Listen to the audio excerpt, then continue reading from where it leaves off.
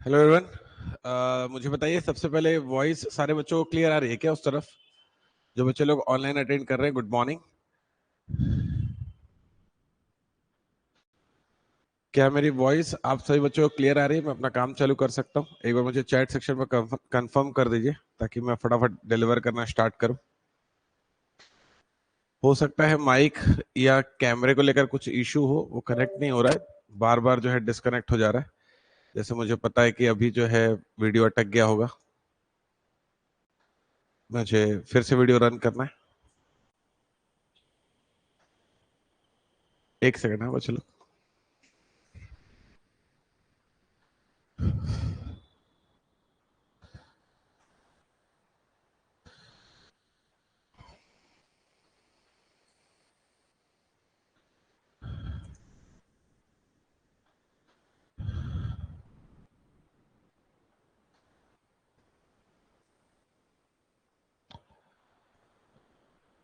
Voice clear है?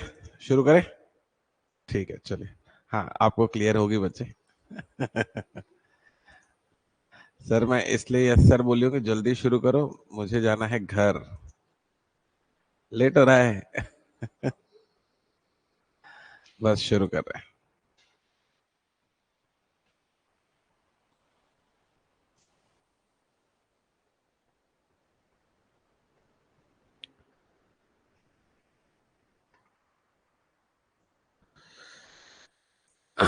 Okay हैं सारे बच्चे लोग? चलिए शुरू करते हैं। आई गेस सभी को क्लियर है। हाँ, तो आज जो है हम लोग जो डिस्कस करने वाले हैं, वो दरअसल डिस्कस करने वाले हैं मेरे साथ आर्टिकल।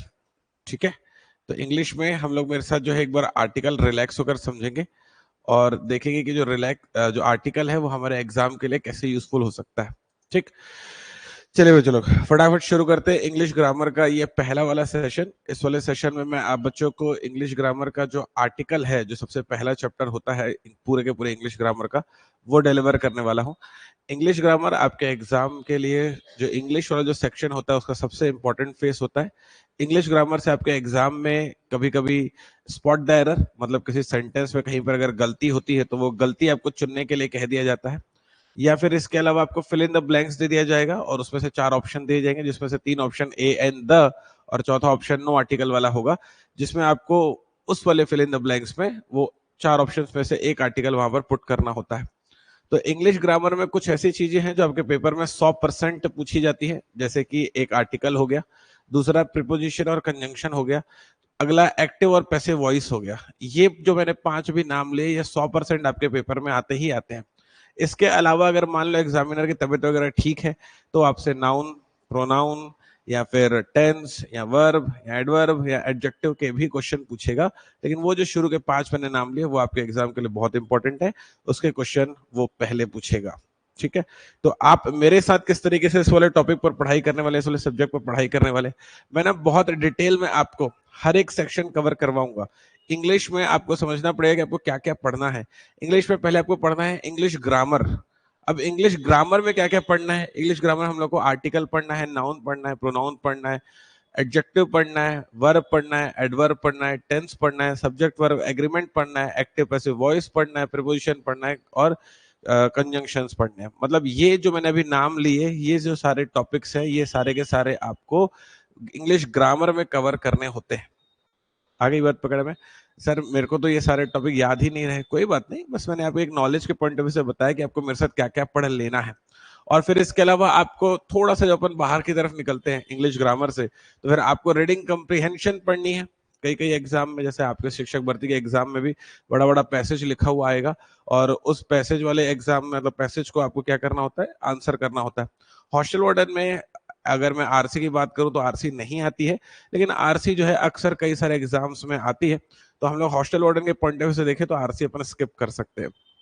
इसके अलावा मुझे क्या पढ़ना है सर? इसके अलावा मुझे सिनोनिम्स और एंटोनिम्स पढ़ने हैं, मतलब कि समानार्थी शब्द और विरोधी शब्द। ये वो सेक्शन होता है जिससे आपके एग्जाम में 100% क्वेश्चन आता है। आपसे बिल्कुल वो पूछेगा कि भाई समानार्थी और विरोधी शब्द क्या होते हैं। जैसे फॉर एग्जाम्पल कोई एक शब्द ले लेगा, लेट्स से यूटोपिया, जैसे उसने एक वर्ड ले लिया है ना, तो यूटोपिया जब उसने वर्ड लिया तो आपसे पूछा कि भाई यूटोपिया की मीनिंग क्या होती है, और उसकी मीनिंग भी इंग्लिश में ही लिखी होती है, ऐसा नहीं कि हिंदी में आपको मीनिंग मिल जाएगी। आपको जो वर्ड याद करने हैं उसके समानार्थी के, वो इंग्लिश में ही याद करने होते हैं। आगे बात पकड़ में। तो जो मैंने एक वर्ड लिया फॉर एग्जांपल यूटोपिया, तो इस तरह के शब्दों को ना हम लोग क्या करेंगे, थोड़ा सा ट्रिक से याद करने की कोशिश करेंगे। जैसे यूटोपिया क्या होता है मैं आपको ये लगे हाथ बता देता हूँ। जैसे उसमें एक शब्द यूज हुआ है पिया, PIA। यूटोपिया की स्पेलिंग होती है UTOPIA। तो जो पिया है जब हमको मिल जाता है तो हम कैसे हो जाते हैं, एकदम खुश हो जाते हैं। तो जैसे ही आप खुश होते हैं तो सारा जो दुनिया है, सारा जो जमाना है, वो बहुत अच्छा अच्छा सा लगने लगता है। तो जब आपको सारी दुनिया बहुत अच्छी अच्छी से लगने लगे, मतलब एक आइडियल वर्ल्ड लगने लगे, मतलब हिंदी में समझो तो राम राज्य लगने लगे, तब हम लोग उस सिनेरियो को, उस मोमेंट को कहते हैं यूटोपिया। आ रही बात पकड़ में। तो ऐसे इस तरीके से जैसे मैंने यूटोपिया आपको एक्सप्लेन किया, ऐसे बहुत सारे शब्द जो है हम लोग मेरे साथ याद करेंगे। मैं आपकी एंटोनिम्स और सिनोनिम्स की क्लास भी इसी वाले लेक्चर्स की सीरीज में कंटिन्यू करवाने वाला हूं या लेने वाला हूं। इसके अलावा आपके पेपर में क्या पूछेगा, इसके अलावा आपके पेपर में पूछेगा भाई idioms and phrases. Idioms and phrases क्या होता है, जैसे फॉर एग्जांपल कि हमारे एग्जाम में हिंदी में अगर आपने कई दफा ना मुहावरे सुने होंगे, नाच न जाने आंगन टेढ़ा। अब इसका मतलब ये नहीं कि आंगन टेढ़ा करके इंसान गिर रहा है, इसका मतलब होता है कुछ, राइट। इसका क्या मतलब होता है भाई, नाच न जाने आंगन टेढ़ा का?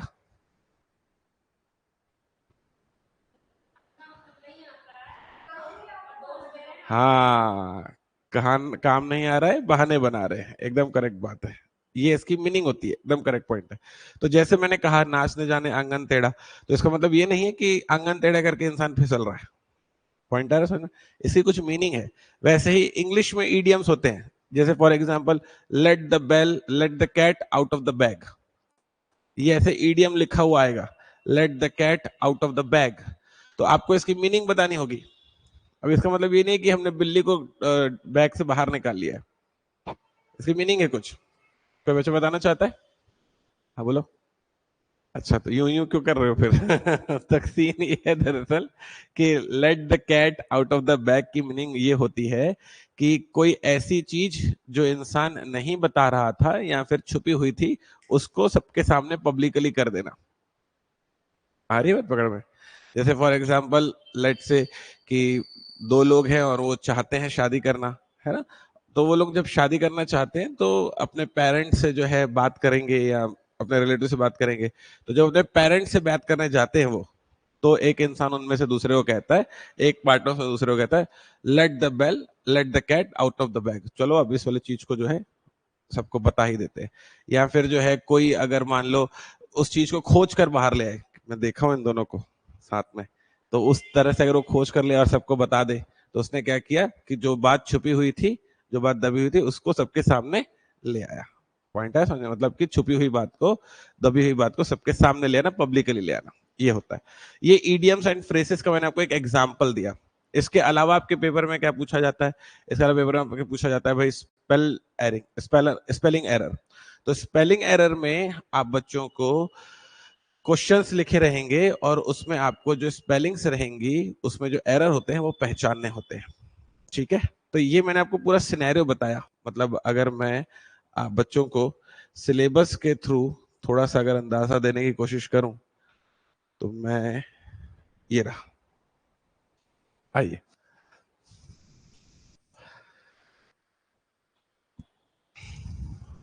आइए बच्चों लोग, ये मैंने आप बच्चों के लिए इंग्लिश के कंटेक्स्ट में आपकी हेल्प करने के लिए इंग्लिश ग्रामर का जो सिलेबस है वो ओपन किया हुआ है। तो अगर आप देखेंगे ये हॉस्टल वार्डन का सिलेबस है, और इसमें अगर आप थोड़ा सा ध्यान लगाएं तो इंग्लिश में अगर आप देखेंगे तो आपको मिलेगा, जरा देखो तो, इंग्लिश में सबसे पहले आपको पढ़ना है क्या, इंग्लिश ग्रामर। इंग्लिश ग्रामर में आपको क्या पढ़ना है, नंबर्स एंड जेंडर। आराम से एक बार रिलैक्स होकर पहले मेरे साथ सिलेबस का ब्रीफ ले लो। आपको पता होना चाहिए कि हम लोगों को क्या क्या कवर करना है, फिर उसके बाद में उसको डिलीवर करना स्टार्ट करो तो आपको चीजें एक्सेप्ट भी होने लगेंगी।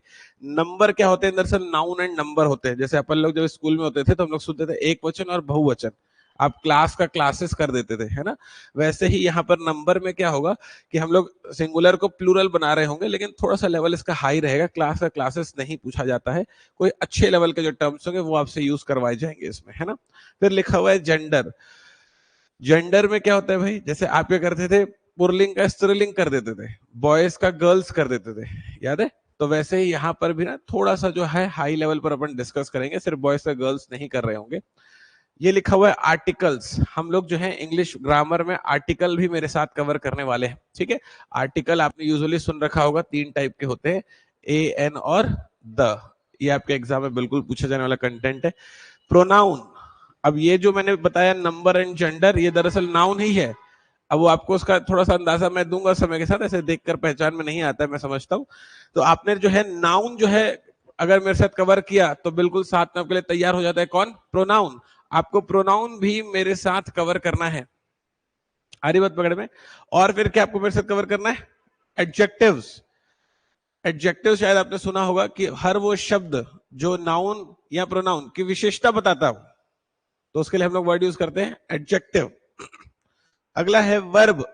वर्ब होती है क्रिया। अब उसने वर्ब लिख दिया तो उसके साथ 2-3 चीजें और जुड़ गई, टेंस जुड़ गया और एडवर्ब जुड़ गया। ओके, फिर उसके बाद क्या लिखा हुआ है? Some important conjunctions, prepositions. ये तो इतने इंपॉर्टेंट है कि हमेशा आपके एग्जाम में आते हैं भाई, कंजंक्शन और प्रीपोजिशन। कंजंक्शन और प्रीपोजिशन ऐसा टॉपिक है जो आपके एग्जाम में 100% आपसे पूछा जाएगा। आगे बढ़ू अगर मैं, तो लिखा हुआ है एक्टिव वॉइस और पैसिव वॉइस, और बिल्कुल उसी से रिलेटेड है डायरेक्ट और इनडायरेक्ट स्पीच का, जिसको हम लोग कहते हैं नरेशन। तो ये दोनों भी आपके एग्जाम के लिए सुपर इंपॉर्टेंट है, इससे भी आप एग्जाम में बिल्कुल क्वेश्चन एक्सपेक्ट कीजिएगा। और ये रहा वो सिनोनिम एंटोनिम, आपके एग्जाम में समानार्थी शब्द और विरोधी शब्द पूछे जाएंगे। एक क्वेश्चन भी इससे बिल्कुल पूछा जाएगा। इसके लिए आपको सीधा सीधा समानार्थी शब्द या विरोधी शब्द याद करने होते हैं, उसके लिए भी मैं आपको पीडीएफ प्रोवाइड करूंगा। आपको जो है जितना कंटेंट मैं यहाँ से इंग्लिश के लिए दे रहा हूँ वो पूरा सब कवर करना है मेरे साथ में। फिर क्या लिखा हुआ है? वन वर्ड सब्सटीट्यूशन, एक शब्द में उत्तर दो। One who doesn't like marriage, ऐसे क्वेश्चन आते हैं। वह इंसान जो लाइफ में कभी शादी नहीं करता है, ऐसे। तो आपको इस क्वेश्चन का आंसर देना होता है, ठीक है? ये हम लोग कवर करेंगे। स्पेलिंग एरर, भाई मैंने आपको बताया कि भाई आपको एग्जाम में जो स्पेलिंग एरर है वो पूछा जाएगा। कुछ वर्ड लिखे रहेंगे, उसकी स्पेलिंग आपको पहचाननी रहेगी, ठीक है? तो इसकी तैयारी हम लोग मेरे साथ कैसे करने वाले हैं, इसकी तैयारी के लिए मैं एक एक पोर्शन डे बाय डे आप बच्चों से पार्ट बाय पार्ट शेयर करता जाऊंगा। मैं इस वाली बात को एकदम समझता हूं कि कहीं ना कहीं क्योंकि हम लोग हिंदी बैकग्राउंड से, थोड़ा सा इंग्लिश में हम लोग को पेन होता है, तो मैं उसी तरह से डिलीवर करूंगा कि आपको इंग्लिश में मजा आए, ठीक है? तो अब हम लोग ज्यादा समय न लगाते हुए, मैंने सिलेबस के आपको बहुत डिटेल में अंडरस्टैंडिंग दे दी कि हम लोग क्या क्या कवर करने वाले हैं। फटाक से अपने कंटेंट की तरफ चलते हैं, जो अपना मेन कंटेंट होगा आज का।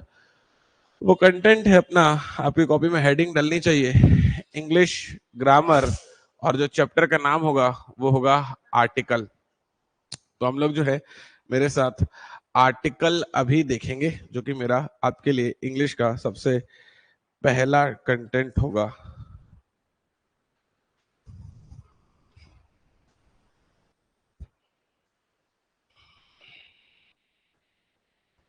शुरू करें? ठीक है, चलिए शुरू करते हैं। इंग्लिश ग्रामर में मैं आपको जितना बता रहा हूं सिर्फ आपको उतना ही करना है, उसके अलावा कुछ नहीं करना है।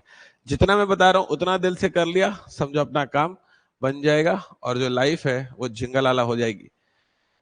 एडिंग है अपनी आर्टिकल, और सबसे पहला जो कंटेंट होता है अपना वो होता है टाइप्स ऑफ आर्टिकल। तो अगर मैं आपसे पूछूं कि भाई बताइए कि जो आर्टिकल है वो कितने प्रकार के होते हैं, तो क्या जवाब रहेगा आपका? मुझे बताइए, आर्टिकल कितने प्रकार के होते हैं?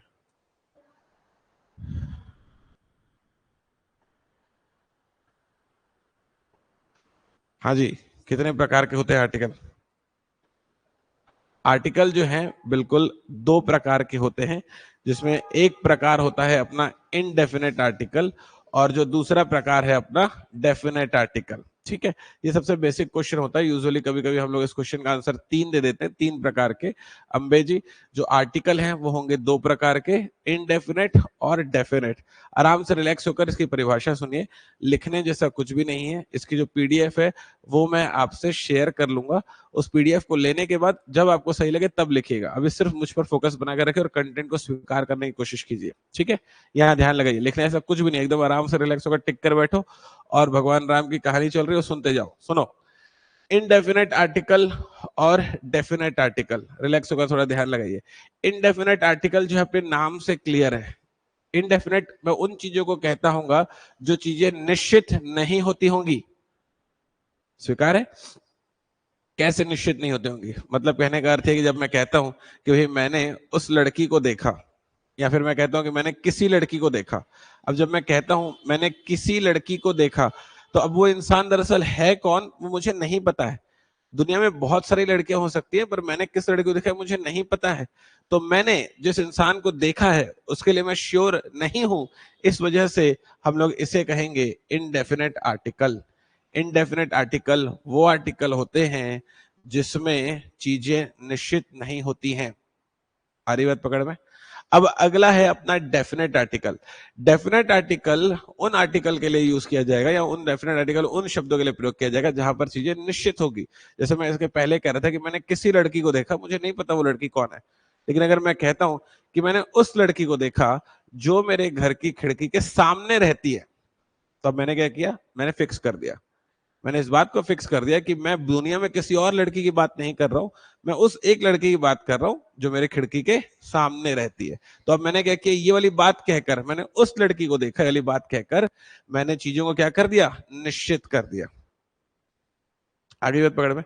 तो इंग्लिश में आपको कोई बोलकर नहीं बताएगा कि यहां पर इनडेफिनेट है कि डेफिनेट है, वो आपको समझना पड़ेगा। तो आप कैसे समझोगे?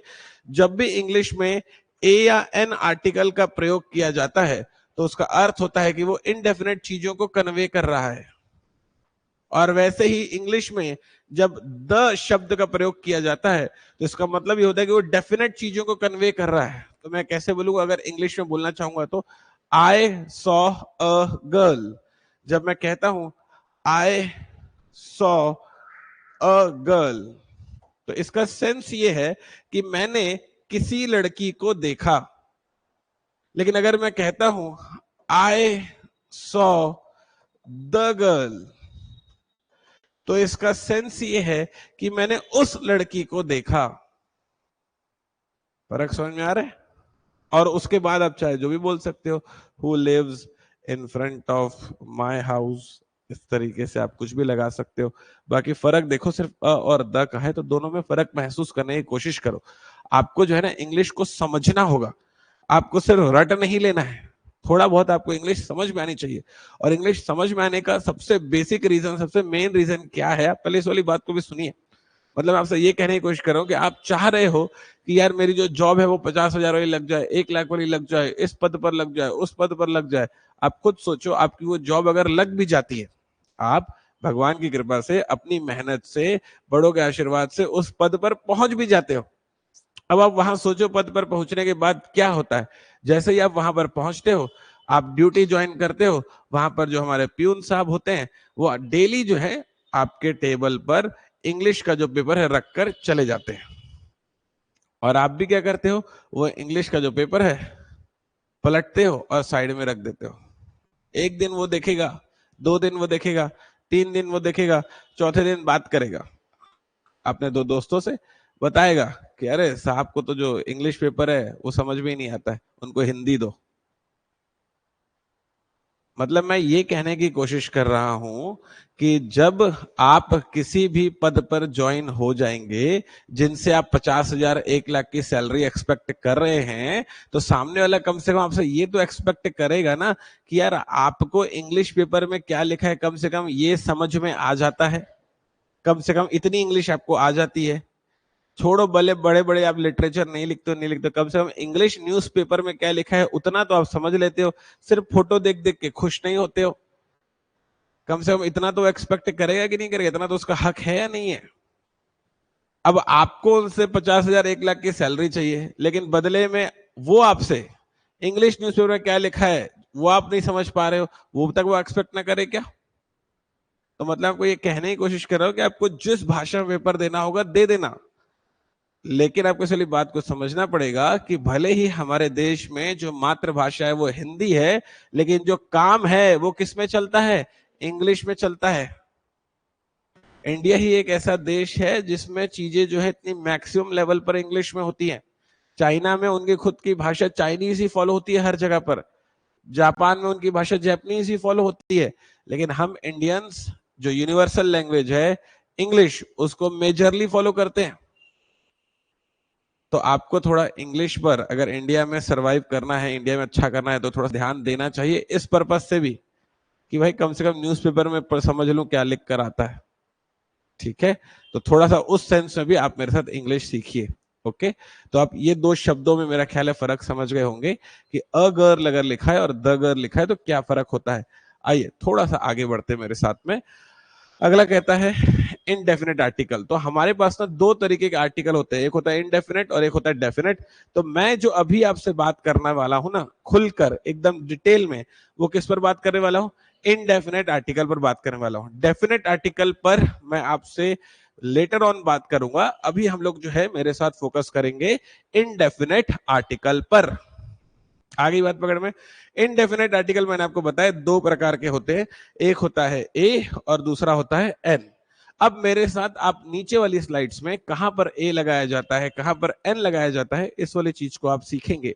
आइए थोड़ा सा कोशिश करते हैं। जैसे ये लिखा हुआ है लिखा हुआ है डैश बैट, मतलब आपको बताना है कि इस वाले ब्लैंक पर आपको ए लगाएंगे या एन लगाएंगे। सवाल आ गया समझ में? तो जैसे आप यहां पर अगर सोचें तो आपको स्कूल टाइम पर वाली बात बताई गई होगी, आपको बिल्कुल बताया गया होगा स्कूल वाले टाइम पर कि अगर पहला वाला जो लेटर है, पहला वाला जो लेटर है AEIOU, मतलब कि वॉवेल में से कोई होता है तो हम लोग क्या लगाते हैं? एन। आपने मेरा ख्याल है ये वाली बात को सुन रखा होगा इसके पहले। अगर पहला वाला जो लेटर है वो इन वॉवेल में से कोई होगा तो हमेशा एन लगाया जाएगा, अदरवाइज हर जगह पर क्या लगाया जाएगा? ए। तो जो यहाँ पर जो पहला लेटर है वो है बी, इनमें से कोई नहीं है, इस वजह से हम क्या लगा रहे हैं? ए। होता तो एन लगाते, नहीं है इसलिए क्या लगा रहे हैं? ए। स्वीकार हुआ ये? चलिए आगे बढ़ते हैं, थोड़ा सा और आप मेरे साथ समझने की कोशिश करेंगे बच्चे लोग। आइए, डैश मैन, अब फिर से क्या आना चाहिए? ए या एन? तो अगर आप थोड़ा सा ध्यान लगाएंगे तो हाँ, फिर से AEIOU में से नहीं है, इसलिए क्या आना चाहिए? ए आना चाहिए। ठीक है, आइए आगे बढ़ते हैं। अब बच्चे लोग अच्छा कर रहे हैं, गुड, शाबाश। अगला है मेरे पास डैश एप्पल। क्या कहते हैं? अब देखो जरा, मैंने आपको बताया था कि अगर पहला लेटर AEIOU में से होगा तो आप क्या चुनेंगे भाई उसके लिए? एन। तो यहां पर होना चाहिए था एन, एप्पल। जो बच्चे लोग ऑनलाइन क्लास अटेंड कर रहे हैं, चैट सेक्शन में फटाफट फटाफट फटाफट आंसर टाइप करके एंटर मारते जाइएगा। आ रही है आपको बात पकड़ में? मैं आपके आंसर चैट सेक्शन में चेक कर रहा हूं और आपके आंसर जो आते हैं उससे मुझे पता चलता है कि आप किस लेवल पर एग्जिस्ट कर रहे हैं। तो फटाफट आंसर शेयर कीजिएगा भाई। ओके, शर्माने की कोई बात नहीं है, अपना ही चैट सेक्शन है, एकदम हैंग कर दो, इतने सारे मैसेज आने चाहिए उसमें। नेक्स्ट है डैश एग। बोलो। अगेन जो पहला लेटर है ई है, AEIOU में से फंसता है, इसलिए आप क्या चुनते हैं? एन। स्वीकार है? लिखने जैसा कुछ नहीं है, PDF मिल जाएगी, सिर्फ समझने पर फोकस लगाइए। आगे बढ़ रहे हैं। हाँ जी, क्या आना चाहिए? यहां पे लिखा है वन आई मैन। तो जो पहला वाला जो टर्म है वो ओ है, AEIOU में से फंस रहा है, इसलिए हमने क्या चुना? एन। यहां तक है हम सारे बच्चे लोग? अगर आपने, अब थोड़ा सा ध्यान लगाना इस वाली बात पर, अगर आपने इस क्वेश्चन का आंसर एन लगा दिया तो वो क्या हो जाएगा? गलत हो जाएगा। पॉइंटर है समझ में? अभी जो है हमारा जो एन वाला जो टर्म है वो यहाँ पर रॉन्ग है। अब वो रॉन्ग क्यों है, थोड़ा सा इसको समझने की कोशिश करते हैं। ऊपर के जो हमने 4 क्वेश्चन बनाए वो एकदम सही थे, अभी जो हम लोग क्वेश्चन देख रहे हैं जिसमें हमने एन लगाया है वो एन हमने गलत लगा दिया है। तो सही तरीका क्या है एक बार वो मुझसे सुनते हैं, ठीक है? हाँ, ये वाली बात सच है कि हमने जो है इसके पहले ये सुन रखा है कि जो पहला वाला जो शब्द है वो AEIOU में अगर कोई होता है तो आप एन लगा दीजिएगा, अदरवाइज ए रहने दीजिएगा, जो कि आपने सही सुना है। लेकिन वो जो तरीका है ना वो हर जगह काम नहीं करता है। जैसे ऊपर के 4 क्वेश्चन पे वो चीज काम करी, 5वें क्वेश्चन से वो चीज फेल हो गई, अभी आगे और क्वेश्चन लूंगा उसमें वो चीज फेल हो जाएगी। तो जो सही तरीका है उससे हम लोग सुनते हैं, जो सारे क्वेश्चन में सही से लग सके, किसी भी क्वेश्चन में फेल ना हो। ठीक है, तो सही तरीका क्या है उसे सुनिएगा।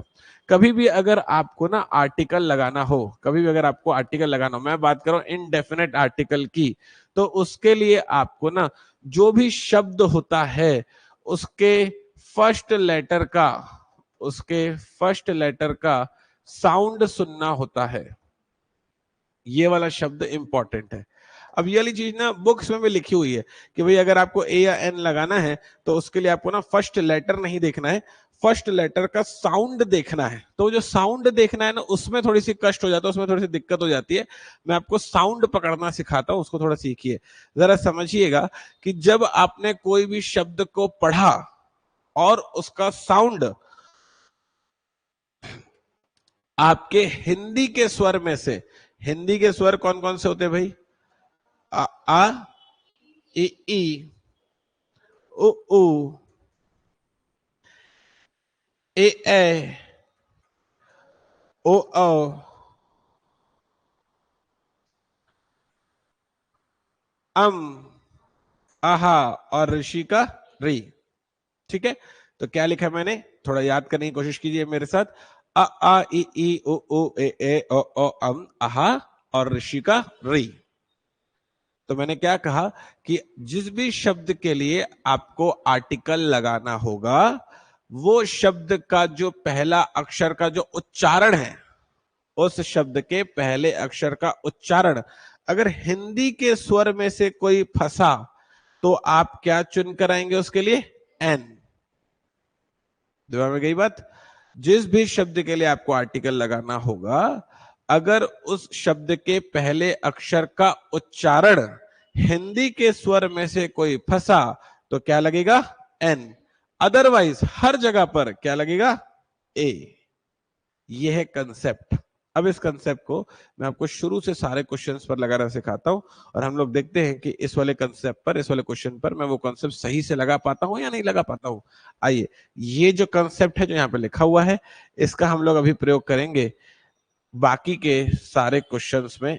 एक बार मेरे साथ आइए देखते हैं, यहां से शुरू करते हैं वापस से। आइए एक बार मेरे कंसेप्ट के हिसाब से इस क्वेश्चन को दोबारा से बनाने की कोशिश करते हैं। ठीक है, इसका प्रोनाउंसिएशन क्या होता है? बैट, ऐसा ये होता है। अब जो पहला वाला जो अक्षर है उसका उच्चारण है क्या? ब। मैंने बोला था आ ई में फंसेगा तो एन, ब में आ रहा है इसलिए अब क्या लगाएंगे? ए।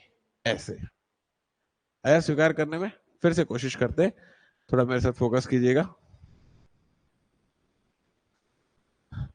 नेक्स्ट है मेन। मेन को अगर मैं हिंदी में लिखता हूं तो कैसे लिखता हूं? ऐसा। तो उस अक्षर का जो पहला वाला जो अक्षर है, उस शब्द का जो पहला वाला अक्षर है वो कौन है? उसका उच्चारण है म से। आई में फंसता तो एन, नहीं फंसा इसलिए क्या? ए। समझ में मैंने कैसे हैंडल किया? आइए थोड़ा सा और कोशिश करेंगे मेरे साथ बच्चे लोग। अगला है एप्पल। एप्पल का अगर मैं हिंदी में लिखता हूं तो कैसे लिखता हूं? देखिए जरा, एप्पल को अगर आप हिंदी में लिखते हैं तो कैसे लिखते हैं? ऐसे ही तो लिखते हैं ना। तो जो पहला है वो है ए, आ ई में फंसा इसलिए क्या लगा रहा हूं? एन। ये जो मैं आपको बता रहा हूं ये बहुत ही सही तरीका बता रहा हूं जिससे आपके सारे क्वेश्चन सेट होंगे। थोड़ा सा मेरे साथ तरीके को एक्सेप्ट करने की कोशिश कीजिए और धीरे धीरे जो है क्वेश्चंस को देखो मैं कैसे अप्लाई करता हूं। एग पहला आएगा ए, इस वजह से इसमें भी क्या हो जाएगा? एन। यहां पर भी आ जाएगा बच्चे लोग एन। क्या बोलते हो? ठीक है, चलिए थोड़ा सा और आगे बढ़ते हैं हम लोग मेरे साथ में। ये लिखा हुआ है वन आई मैन। अब इसका प्रोनाउंसिएशन कैसे होता है? वन व। क्या ये आई में फंसता है क्या? नहीं, नहीं फंस रहा है, इस वजह से हमने क्या लगाया? ए। नहीं फंस रहा है इस वजह से हमने लगाया ए। ये स्वीकार है सारे बच्चों को? अब ये जो लगा ना वो सही लगा, लेकिन अगर मैं अपने स्कूल वाले मेथड से लगाता ए ई आई ओ यू करके, जो कि एन होना चाहिए था, वो गलत हो जाता। तो इस वजह से ऐसा होता होगा आपके साथ स्कूल में। आप ना घर से एकदम सही पढ़ के जाते थे, पेपर में बनाते थे तो गलत हो जाता था और इस वजह से आपको इंग्लिश होने लगती थी चिड़, नहीं पढ़ूंगा इसको। तो पॉइंट ये है कि थोड़ा सा अगर अपन सही तरीके से पढ़ें तो फिर अपने सारे क्वेश्चन पेपर में सही हो सकते हैं। जैसे ये है यूनिवर्सिटी, जरा बताइए इसमें क्या आ सकता है आपकी तरफ से।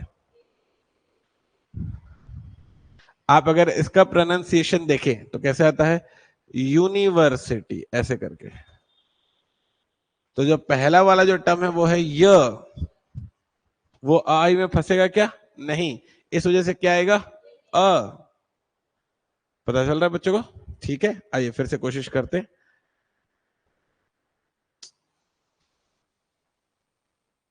ये रहा अगला वाला क्वेश्चन, यूरोपियन, क्या होना चाहिए इसमें,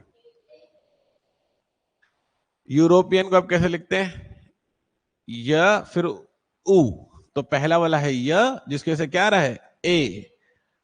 स्वीकार हो रहा है, कैसे हैंडल करना है आपसे आपको। चलिए आगे बढ़ते हैं। आइए नेक्स्ट वाले क्वेश्चन पे, कहता है डैश ऑनेस्ट पर्सन, क्या आना चाहिए, ऑनेस्ट आप कैसे लिखते हैं, ओ, फिर उसके बाद ऐसा। तो ये जो है, ये वाली जो चीज है, ये आई में फंस गई, फंस गई, इस वजह से क्या आएगा, एन। ओके, ठीक है। आपको बुरा लग रहा है क्या बच्चे, मैं लालू जी का फोटो डाला हूं तो, मतलब एकदम उदास होके क्यों देख रहे हो, बहुत ईमानदार इंसान है, बहुत अच्छे इंसान है। वो बच्चे एकदम ऐसे देख रहे हैं, क्यों सर। कोई बात नहीं बच्चे, ठीक हो आप। हाँ चलिए ध्यान लगाइए यहाँ पर।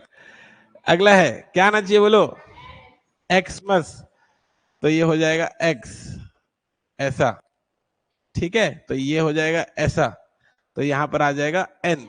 मैं ये वाली चीज भी नोटिस किया होगी ना, कई बच्चों को ना, दरअसल वो जब ये डैश देखते हैं या डॉट वाला शब्द देखते हैं, तो उनको लगता है इसमें कोई नया जादू लगाना है, कुछ नहीं लगाना है, जो सिखा रहा हूं वही लगाना है। एक्स को मैं इस तरीके से लिखता हूं, ये जो एक्स है उसका हो जाएगा ए, जहां पर आ जाएगा एन, ठीक है। आइए आगे बढ़ते हैं। अब यहां पर ना कुछ ऐसे क्वेश्चंस हैं जो हम लोग मेरे साथ कोशिश करेंगे, और थोड़ा सा कोशिश करेंगे कि हम लोग जो है एक बार इन क्वेश्चंस को सॉल्व करने की कोशिश करें। ये क्वेश्चन इसी तरीके से आपके पेपर में आएंगे, जिसमें आपको हालांकि ए एन और द फिट करवाया जाता है।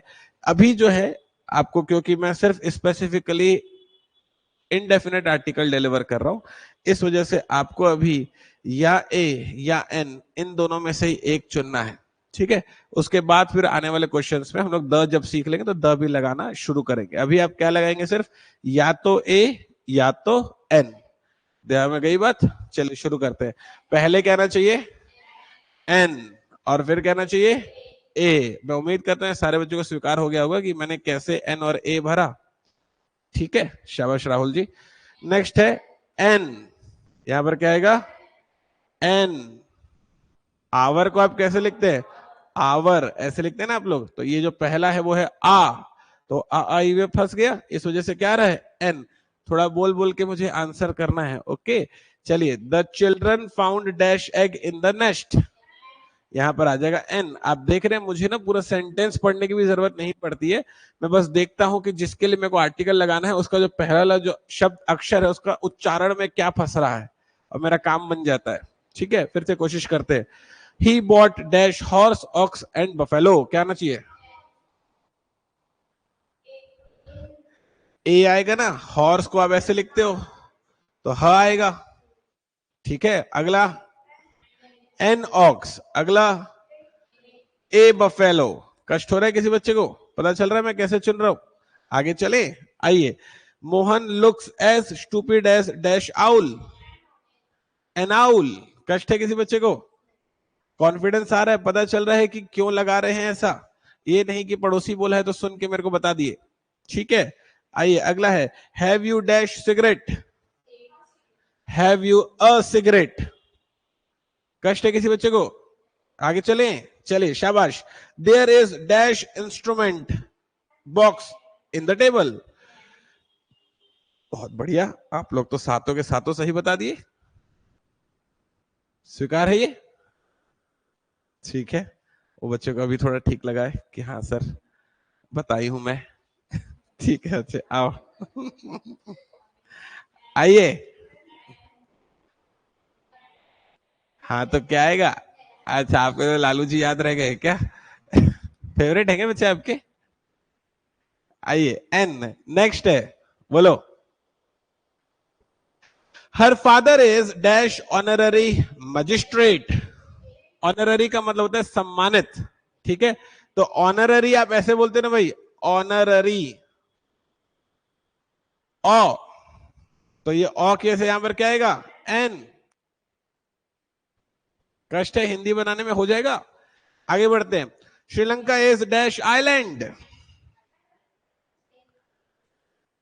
इसका प्रोनाउंसिएशन क्या होता है, आई। आई बोलते हैं ना हम लोग घर में, आई खाना दे दो, ऐसे बोलते कि नहीं बोलते, तो वो है आइलैंड, ठीक है। तो ये जो आई है उसका आ रहा है अ, जिसकी वजह से यहां पर क्या लगाऊंगा, एन। इसका प्रोनाउंसिएशन आइसलैंड नहीं होता है, आइलैंड होता है, ठीक है। हाँ बोलो। हाँ एस लगा है ना। जो इंग्लिश है ना, उसमें ना आपको ना ये सारी चीजों को ना धीरे धीरे धीरे स्वीकार करना है, ठीक है। मतलब कि इंग्लिश थोड़ी सी जो है डायनामिक भाषा होती है, वो अपने साथ जो है बहुत सारी नई नई चीजों को स्वीकार करती है। तो आपको भी उसके साथ उतना ही पेस मेंटेन करना होगा, उतना ही ओपन माइंडेडली चीजों को स्वीकार करना होगा। आप अगर थोड़ा सा रिजिड हो जाओगे, कैसे सर, मैं अगर हिंदी में जब रस्सी बोलती हूँ, भले ही ये आधा सा है फिर भी इसको इज्जत देती हूँ, पूरा रस करके सी लाती हूँ। तो मतलब मैं ये कह रहा हूँ बच्चे कि हाँ, हिंदी में हम लोग ऐसे शब्दों को इज्जत देते हैं, साइलेंट में बोलकर इग्नोर नहीं कर देते। इंग्लिश में थोड़ा इन चीजों को करना होता है, ओके। तो इसको अपन दिल पे नहीं लगाएंगे, कोशिश करेंगे जैसे इंग्लिश जो है डायनेमिक है, हम वैसे ही डायनेमिक बने। आइए, his Elder sister is dash SP. हाँ, ये वही डॉट वाला क्वेश्चन है। मैं ऐसा सोचता हूँ कि कई कई बच्चों को डॉट वाली चीज लेकर कुछ नया सा फील आता है, कुछ नया फील नहीं करना है। एस को मैं लिखता हूं ऐसे, है ना, तो ये जो ए है इसकी वजह से आ रहा है एन, बस हो गई बात खत्म, ठीक है। अगला है he wrote dash one act play. यहां पर आएगा अ। किसी बच्चों को कष्ट है, थोड़ा मुंह बोल बोल कर मुझे जो है आंसर करना है, इससे आप लोग क्या रहेंगे, थोड़ा सा एक्टिव रहेंगे, चैट सेक्शन में आपका आंसर फटाफट आना चाहिए। नेक्स्ट है I go to Jaipur once dash year. अब देखो, जो ईयर है ना वो आपको लिखने में आना चाहिए। ईयर हम लोग लिखते हैं ऐसा, लेकिन ईयर होता है ऐसा। ये गलत है और ये सही है।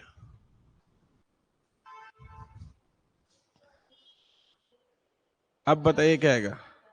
हाँ, हाँ ये ई वाला है और ये य वाला है, तो क्या आएगा, ए। वंस इन अ ईयर ऐसा बोला जाता है, साल में एक बार, ऐसा, ठीक है। नेक्स्ट है doctor Patnaik is dash university professor. Doctor Patnaik is a university professor, कष्ट है कोई। नेक्स्ट है mister Jha is dash intelligent teacher. An intelligent teacher, किसी बच्चों को कष्ट है यहां तक, स्वीकार हो गया सारा कुछ, आगे बढ़ सकते हैं। कितने क्वेश्चन खत्म हो गए भाई, 15 क्वेश्चन समाप्त। आइए 16वें क्वेश्चन की तरफ चलते हैं। उम्मीद है कि 16वें क्वेश्चन में आप लोग सही जवाब दे देंगे मुझे। हाँ जी कहिए। लिखा हुआ है dash gold is dash precious metal. क्या जवाब है, आप जरा सुनते हैं। यहां पर आप सारे बच्चों को थोड़ा सा ध्यान देने की कोशिश करनी है। हाँ, ये वाली बात सच है कि जो गोल्ड का जो ग है वो अ आई में नहीं आता, तो ए लगना चाहिए था। प्रीशियस का जो प है वो आई में नहीं आता, इसलिए ए लगना चाहिए था। सही बात है, ये होना चाहिए था। लेकिन अगर आपने ये किया तो क्या हो जाएगा, गलत हो जाएगा। अब आपको थोड़ा सा और ध्यान देने की जरूरत करनी है। मैंने आपको शुरू के जो 15 क्वेश्चन बताए उसमें मैंने आपको जहां तक अभी कंसेप्ट दिया था, आपने बहुत अच्छे तरीके से कंसेप्ट लगाया और सारे 15 के 15 क्वेश्चन सही भी कर दिए। लेकिन अब इस 16वें क्वेश्चन से हम थोड़ा सा लेवल जो है बढ़ाने वाले हैं, ठीक है। तो मेरी सलाह है आप बच्चों को कि दो तीन चीजें छोड़कर थोड़ा सा स्क्रीन पर ध्यान लगाकर ये सीखिएगा कि ये जो 16 नंबर का क्वेश्चन है ये भी हम कैसे सही बनाएं, ओके। जो आपने अभी तक सीखा उस हिसाब से जो आपने लगाया सही लगाया, लेकिन अभी इस क्वेश्चन पे अगर आपने ये लगा दिया तो आपका जवाब गलत माना जाएगा। और आपको जानना चाहिए कि ये क्यों गलत है आखिर, जानेंगे। आइए सुनते हैं। देखिए जरा, ये जो आर्टिकल है ना, ये जो आर्टिकल है ना, जो कि ए और एन वाला है, ये आर्टिकल ना बच्चे लोग लगाया जाता है हमेशा नाउन के लिए। ये है पहला कंसेप्ट।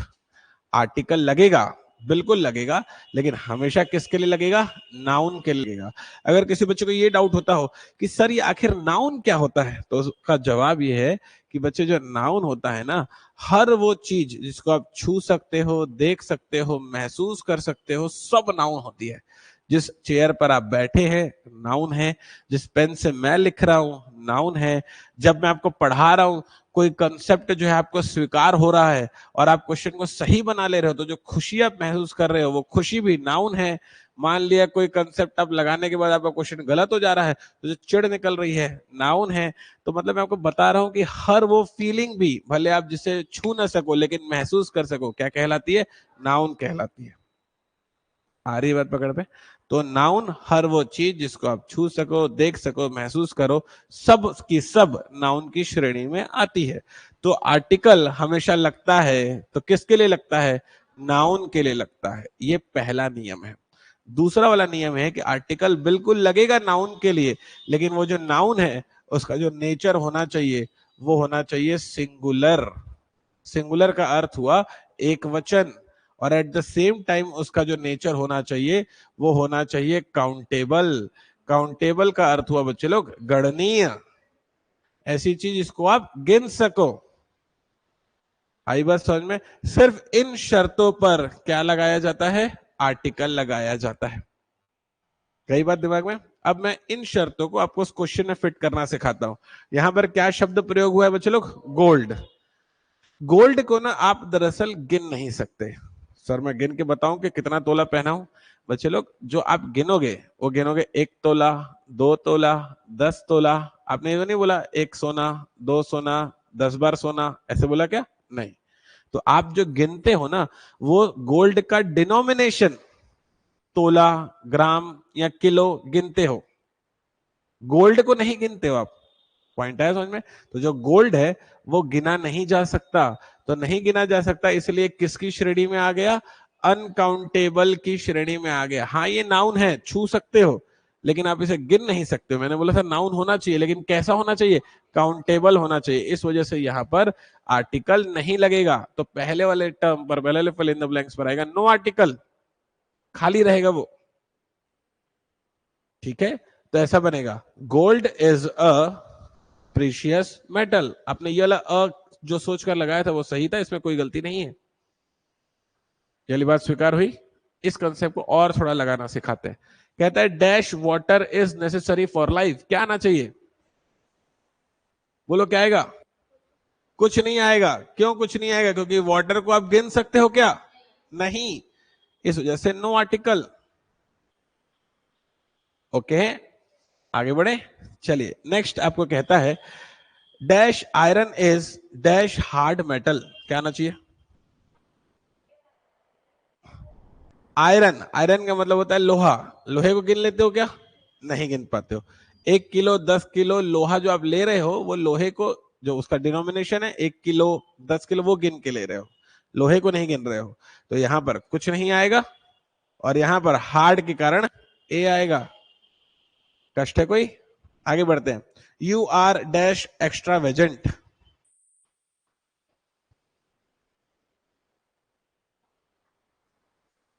हाँ जी कहिए। एक्स्ट्रावेजेंट का अर्थ पहले समझते हैं। एक्स्ट्रावेजेंट का अर्थ होता है खर्चीला। ऐसे लोग जो बहुत पैसा खर्चा करते हैं।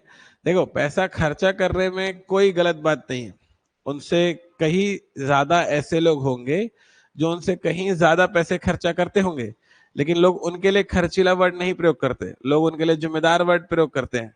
तो मतलब मैं आपको पहली बात कहने की कोशिश कर रहा हूं कि जो खर्च है ना वो समझ से किया जाता है।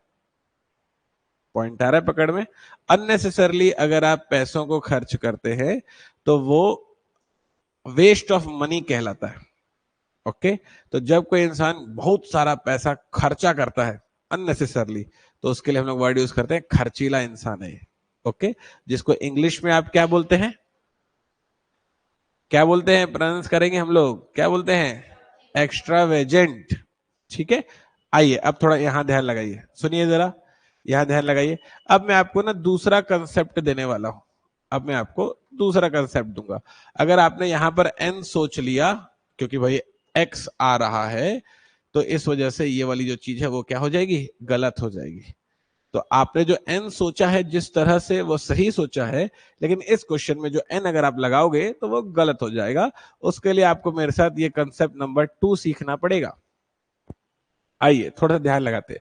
जैसे मैं कहता हूं ही इज डैश गुड, और मैं कहता हूं he is dash good boy. ये दोनों सेंटेंस में फर्क समझ में आ रहा है? अब बताइए जो पहला वाला जो सेंटेंस है, इसमें आप क्या लगाएंगे? डैश गुड लिखा हुआ है तो यहां पर क्या आएगा, ए आएगा या एन आएगा? और यहां पर क्या आएगा, ए आएगा या एन आएगा? अब आप थोड़ा सा ध्यान लगाइए, यहां पर सुनिए जरा, यहां पर आपको सीखने की जरूरत है। जैसे मैंने कभी इंग्लिश में कोई भी, आपने कभी सेंटेंस शायद सुना हो, नहीं सुना हो तो मैं बताऊंगा अभी, हालांकि आपने सुना हो तो इस वाली बात को कैच कर लोगे। आपने ही इज अ गुड सुना है या ही इज गुड सुना है? ही इज गुड आपने सुना है, आपने ही इज अ गुड नहीं सुना है। तो कभी कभी ना एग्जाम में ना इस वाली नॉलेज का भी यूज कर रहा। इंग्लिश में ना कई दफा ना कुछ चीजें जो हम लोग सुन रखे होते हैं ना, और उसके अगर अपोजिट कुछ चल रहा होता है ना, तो हम लोग को एहसास हो जाता है कि यार कुछ गड़बड़ चल रहा है यहाँ पर। यहां पर ही इज अ गुड गड़बड़ चल रहा है। तो क्या गड़बड़ है वो जानने की कोशिश करते हैं। मैंने आपको क्या बताया था कि जो आर्टिकल है वो हमेशा किसके लिए लगता है, नाउन के लिए लगता है। लेकिन ये जो गुड है ये दरअसल क्या है, ये एडजेक्टिव है बच्चे लोग। भाई वो अच्छा है तो उसकी आपने क्वालिटी बताई ना।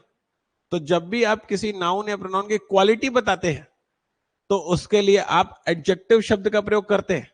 लेकिन आर्टिकल तो किसके लिए लगता है, इसलिए यहां पर कोई आर्टिकल नहीं आएगा। इस वजह से आपने ही इज गुड सुन रखा है। स्वीकार हुआ? थोड़ा सा और कंसेप्ट डिटेल में जा रहा हूं।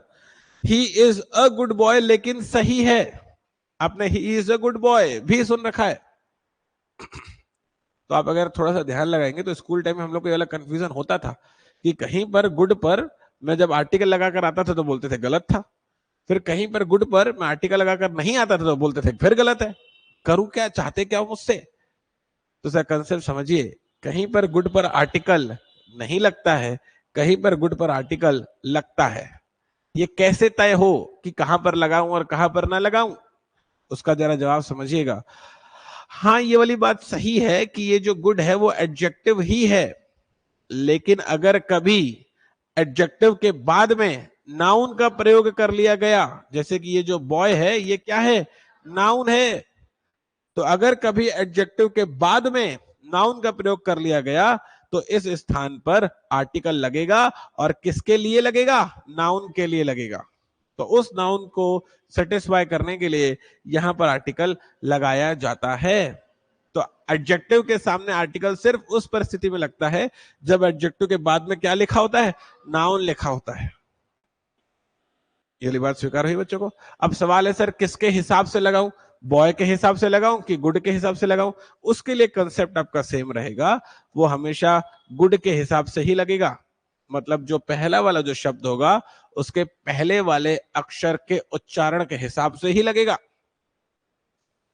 लग इसके ले रहा है लेकिन हिसाब किसका ले रहा है, गुड का, फर्स्ट वाले का।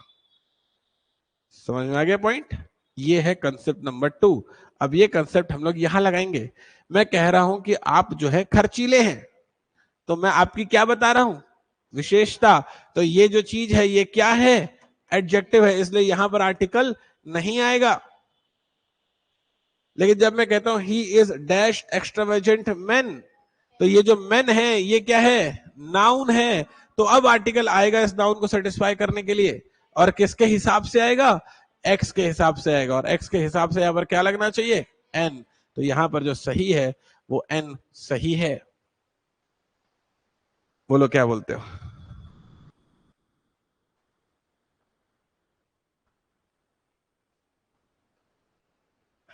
यहां तक डन है? ओके अपन, ठीक है मोहित सर जी, बिल्कुल जो है उपस्थिति वहां पर हम दर्ज कराएंगे। आइए आगे बढ़ते कहता है क्रिकेट इज डैश पॉपुलर।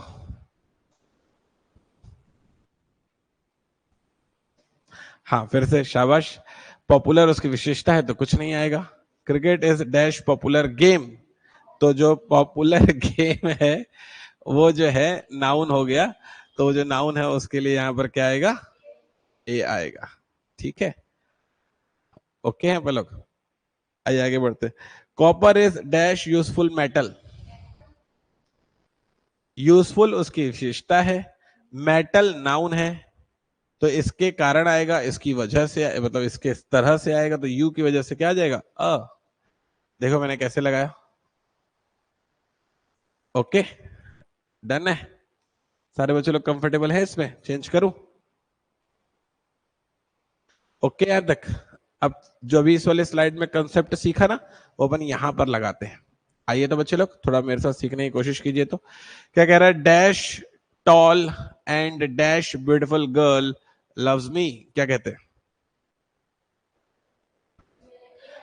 हाँ बिल्कुल अवनी जी, शाबाश। मैं देख रहा हूँ अवनी जी, आपका भी आंसर देख रहा हूँ, माफ कीजिएगा अगर मैं क्या बोल नहीं पाया तो। हाँ बोलो ना। और उसके बाद वो खाली रहेगा, आप क्या कहते हैं। अब जरा थोड़ा सा ध्यान लगाइए, जो अपन ने सीखा वो एकदम सही सीखा, कि भाई ये जो ब्यूटीफुल है वो एडजेक्टिव है, ये जो टॉल है ये भी एडजेक्टिव है, सुन रहे हैं मुझे। तो ये जो एडजेक्टिव है इसके पहले हम लोग आर्टिकल नहीं लगाते हैं, लेकिन अगर एडजेक्टिव के बाद में अगर नाउन का प्रयोग कर लिया जाए तो उसके लिए हम लोग को लगाना होता है। तो आपने ये सोचा होगा हालांकि कि ब्यूटीफुल जो कि एडजेक्टिव है, उसके बाद में जो नाउन गर्ल है, तो इसके लिए यहां पर ए लगना चाहिए और यहां पर कुछ नहीं लगना चाहिए। हो सकता है आपने ये सोचा हो, लेकिन आप इस वाली बात को थोड़ा समझने की कोशिश कीजिए कि ये जो गर्ल है ना, ये दोनों के लिए है, टॉल के लिए भी है और किसके लिए है, ब्यूटीफुल के लिए भी है। जैसे आप बोलते हो कि भाई ठंडा और साफ पानी लाओ, तो जो आप बोले ठंडा और साफ पानी लाओ, तो जो पानी है वो ठंडा भी होना चाहिए, और ऐसा नहीं कि जो है ठंडा समोसा ले आना और पानी साफ ले आना, ऐसा होता है क्या, नहीं, दोनों एक ही चीज के लिए चलता है। तो यहां भी ये जो ऊंचा है और जो ब्यूटीफुल है वो किसके लिए चल रहा है, गर्ल के लिए चल रहा है। पॉइंट आया समझ में। तो ये जो गर्ल है वो यहां भी जाएगी और ये जो गर्ल है वो यहां भी आएगी। किसी बच्चों को कष्ट हुआ इसमें। तो ये जो गर्ल है वो स्टॉल पर भी आ रही है, तो उस वजह से यहां पर क्या लगना चाहिए, अ लगना चाहिए। तो आपको बोलना चाहिए था अ tall and a beautiful girl, इसमें कोई कष्ट है। लेकिन अब भी थोड़ा सा और एक स्टेप डीप पर जा रहा हूं, माफ कीजिएगा अगर मैंने आपको परेशान किया तो। अब भी अगर आपने बोला अ tall and a beautiful girl तो भी गलत है, थोड़ा समझने की कोशिश कीजिएगा। हाँ जो अभी मैंने कहा वो बिल्कुल सही लाइन कही कि ठंडा और स्वच्छ पानी में, ठंडा और स्वच्छ दोनों पानी के लिए ही है, वो एकदम सही लाइन है। लेकिन थोड़ा यहां पर ध्यान लगाइए कि इन्होंने ना थोड़ा इस क्वेश्चन का लेवल हाई कर दिया। कैसे इस वाले क्वेश्चन का लेवल हाई किया सर, यहां पर इन्होंने लिखा, क्या लिखा, गर्ल। गर्ल की जगह वो गर्ल्स भी लिख सकते थे, लेकिन उन्होंने नहीं लिखा, उन्होंने क्या लिखा, गर्ल लिखा। इसका मतलब वो ये वाली बात आपको बताना चाह रहे थे कि कितनी लड़कियां हैं, एक ही है। जब गर्ल्स लिखते तो दो या दो से ज्यादा लड़कियां होती, लेकिन उन्होंने जानबूझ के क्या लिखा, गर्ल लिखा। इसका मतलब आपको बताए कि भैया एक ही लड़की है, एक ही लड़की है जो लंबी भी है और सुंदर भी है। लेकिन अगर आपने दो बारी ए लगा दिया तो इसका मतलब पता है क्या करने होता है, एक लड़की है जो लंबी है और दूसरी वाली कोई लड़की है जो सुंदर है। लेकिन क्वेश्चन तो बोल रहा है कितनी लड़कियां हैं। पॉइंट आ रहा है समझ में। तो अब हम लोग को इस शर्त को भी सेटिस्फाई करना होगा। मेरे को उससे कहना है कि एक ही लड़की है जो ऊंची और सुंदर दोनों है, तो मैं कैसे बोलूंगा, दरअसल सुनने की कोशिश कीजिएगा थोड़ा सा। अ टॉल एंड ब्यूटीफुल गर्ल, ऐसा। जब मैं एक बार आर्टिकल प्रयोग करता हूं तो उसका अर्थ होता है कि एक ही इंसान है जो ऊंचा भी है और सुंदर भी है। लेकिन अगर मैंने 2 बार आर्टिकल लगाया, अ टॉल एंड अ ब्यूटीफुल, तो उसका अर्थ होता है कि एक इंसान है जो ऊंचा है, दूसरा इंसान है जो सुंदर है। ये कंसेप्ट गया? ओके अपन लोग।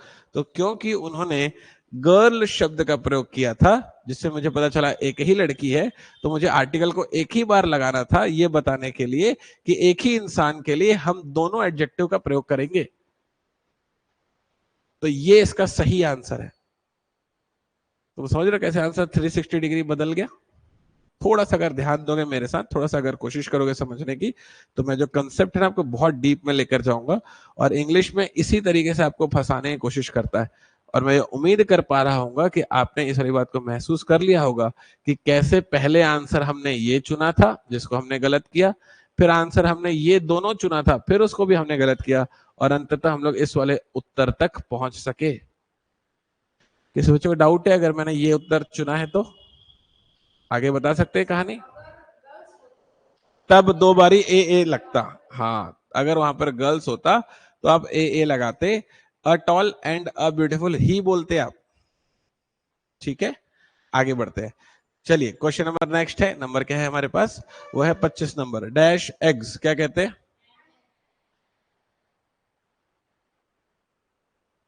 हाँ बच्चे लोग बोलो। हाँ, यहां पर जो है हमारी समझ के हिसाब से एन लगना चाहिए, लेकिन अगर हमने एन लगाया तो क्या हो जाएगा? गलत। सर हम लोग का ना यही आपको पसंद नहीं आ रहा है। अरे भाई आपको तो मैंने कंसेप्ट दिया था ना। क्या कंसेप्ट दिया था? आर्टिकल किसके लिए लगता है? नाउन के लिए। और नाउन कैसा होना चाहिए? सिंगुलर होना चाहिए। और ये जो एग्स है वो कैसा है? प्लूरल है ना। यहां पर एन नहीं आएगा, कुछ नहीं आएगा, नो आर्टिकल। सर मैं तो ए लगा रही थी सर, लेकिन देखिए एक और पॉइंट को समझिए। चाहे ए बोलो चाहे एन बोलो, इसका जो हिंदी में अर्थ होता है ना, या तो एक होता है या तो कोई होता है। अब आप हिंदी में कैसे बोलते हो?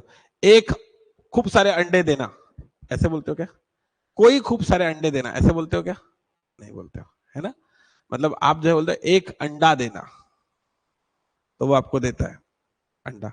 लेकिन कंसर्न यहां पर क्या है? कंसर्न यहां पर ये है कि ये कैसा हो गया है? प्लूरल हो गया है। और ये लगते हैं सिर्फ किसके लिए? सिंगुलर के लिए। बात बस इतनी है, नो आर्टिकल। ठीक है, आप बोले थे सही है ना। हाँ जी अगला बताइए।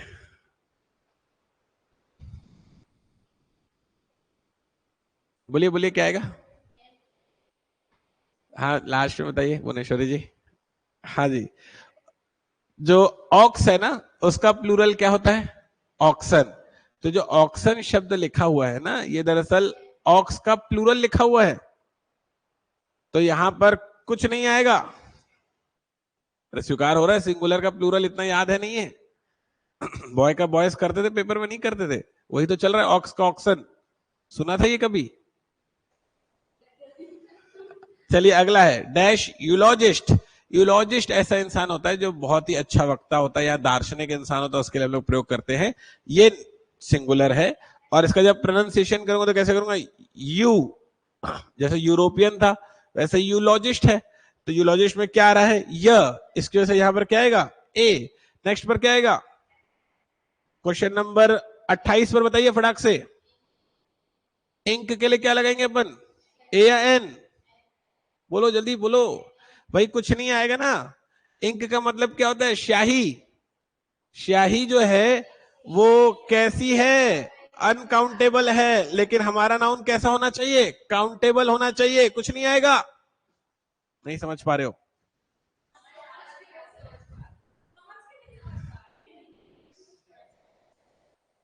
कैसे एकदम समझ के नहीं समझ पा रहे हो भाई? समझ समझ के। वो क्या था गाना, समझ समझ के जो ना समझे। हाँ जी आइए, पहले फर्नीचर बताओ, 29 पे आओ। हाँ जी फर्नीचर पे बताइए।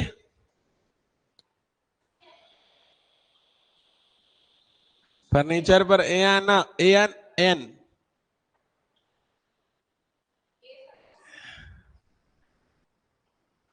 हाँ जी बताइए, फर्नीचर में एन क्यों नहीं गिन पाते क्या? ठीक है, तो सुनते हैं एक बार इत्मीनान से कि जो फर्नीचर है वो कैसे यूज होता है। आपको मैं बताता हूँ। जैसे आपने ना इस वाली बात तो कई दफा सुना होगा कि जैसे आपके आस पड़ोस में ना किसी के घर का काम चल रहा होता है, तो आपने कभी इस तरह से बातें की होंगी कि उनका ना घर का सब काम हो गया है, पेंट पुट्टी भी उन्होंने सब करा लिया, बस फर्नीचर का काम बचा है। ऐसे आपने सुना होगा कई दफा। तो जो आप बोलते हो फर्नीचर का काम बचा है, तो सामने वाला पता है इस बात से क्या समझा कि भाई उनको पलंग बनवाने होंगे, या हो सकता है उनको डाइनिंग टेबल लाना होगा, या उनको सोफे बनवाने होंगे, या टी टेबल लाना होगा, है ना। तो ये जो है सारी चीजें आपने नहीं बोली, आपने बस क्या बोला, फर्नीचर का काम बचा है। तो उस फर्नीचर में ना वो सारी चीजें आ जाती है। लेकिन अगर आप गिनने जाते हो तो एक फर्नीचर और दो फर्नीचर करके गिन के नहीं आते हो, ऐसे बोलते हो भाई दो पलंग बनवाए हैं, तीन अलमारी बनाए हैं, चार टेबल बनवाए हैं। तो जो गिन रहे हो अलमारी टेबल पलंग गिन रहे हो, फर्नीचर थोड़ी गिन रहे हो। फर्नीचर अनकाउंटेबल होता है, इस वजह से यहां पर कोई आर्टिकल नहीं आएगा। गुड, ठीक है। अगला तो आप दोनों एकदम रेडी हैं, जल्दी पूछो सर। आइस में क्या आएगा, वाटर में क्या आएगा? किसी बच्चों को अगर डाउट हो कि सर आप कैसे आइस में नो आर्टिकल बोल दिए, आप बैठो, मैं गिलास में डालता हूं दो ठोक। तो जो आप डालोगे बच्चे ग्लास में दो आइस, वो ना बर्फ के टुकड़े डालोगे। बर्फ जमी है वहां अंटार्कटिका में, वहां हिमालय की चोटियों में। जाइए जरा उस बर्फ को गिन के बताइए, गिन लेते क्या अपन? नहीं। आइस क्या होता है? अनकाउंटेबल होता है। ठीक है, आइए आगे बढ़ते हैं। अच्छा बता रहे हैं आप लोग, गुड, शाबाश। चलिए अगला क्वेश्चन है आप बच्चों के लिए।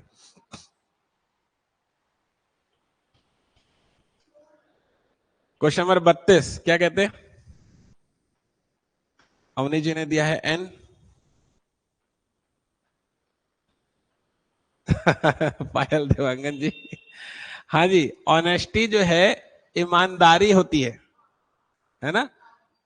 तो पॉइंट को दरअसल समझिए कि किसी की जो ईमानदारी है उसको आप गिन लेते हो क्या?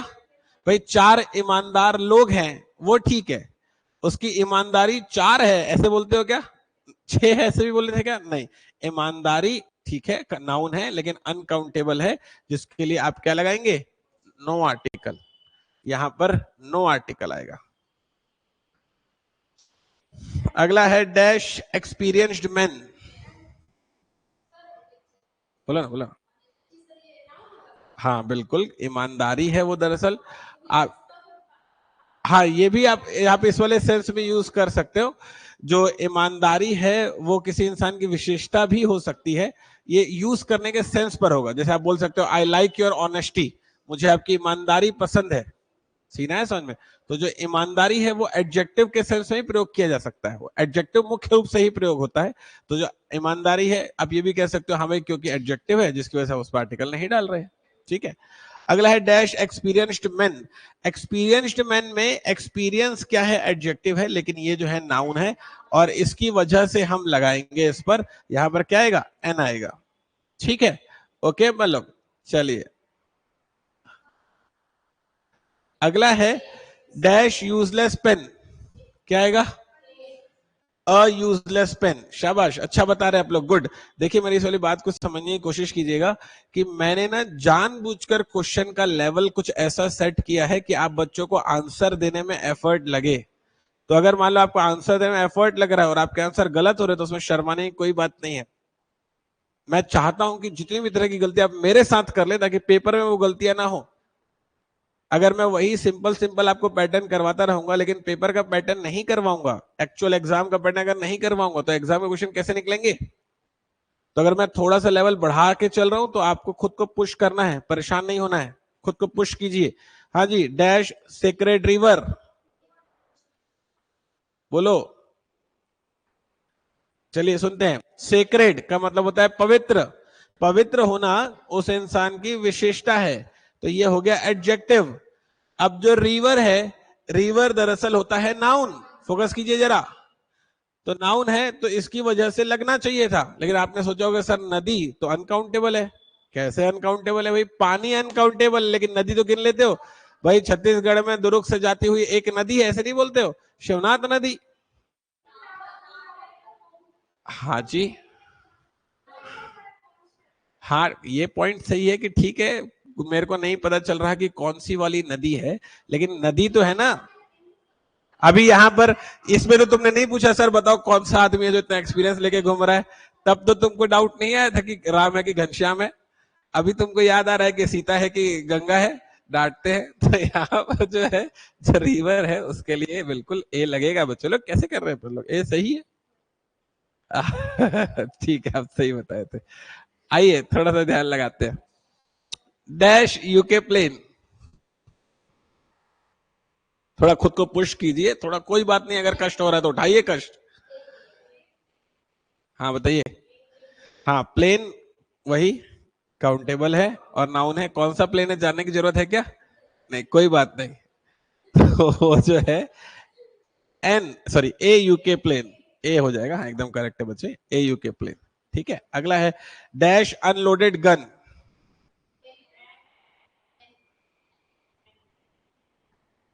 अब यहां पर आ जाएगा अनलोडेड गन में एन, अनलोडेड गन।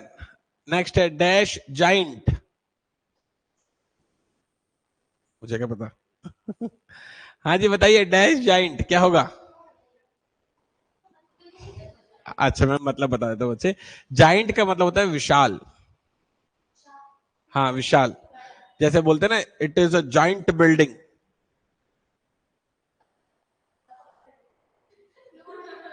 ये अच्छा सही बताया, नहीं समझ में आ रहा था।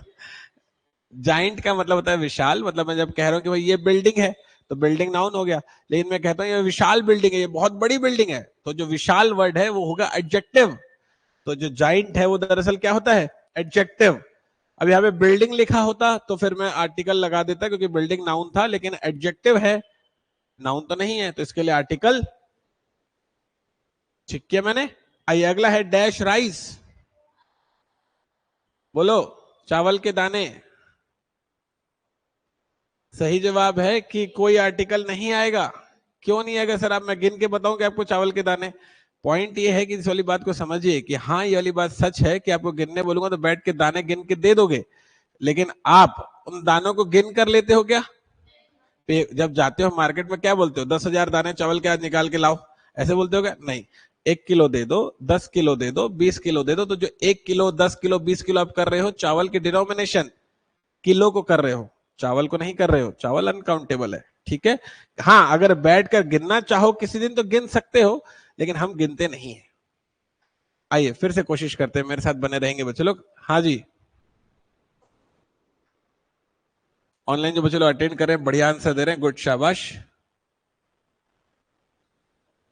हाँ बताइए अवनी जी, एक क्वेश्चन है आपके पास, पूछ लीजिए।